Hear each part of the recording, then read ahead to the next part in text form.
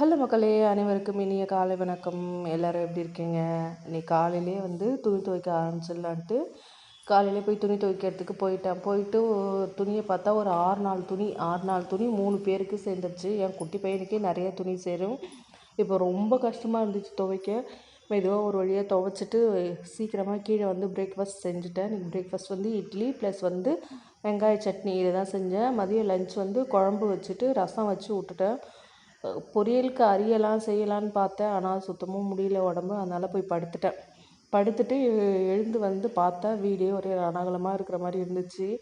ஏன்னா ஒன்றும் முடியல. நான் அப்படியே போய் படுத்ததும் அப்படியே கிடக்குது வீடு. ஏன்னா ஒரு நாள் நான் லீவ் போட்டேன்னா வீட்டில் அடுத்த நாள் எடுத்து வைக்கிறதுக்கு யாரும் இல்லைங்க. ஒரு மாதிரி ஸ்டேஜில் கிடக்குது. பொண்ணுங்க மட்டும் ஒரு நாள் லீவ் போட்டுட்டா வீடே இந்த மாதிரி கோலம்தான்.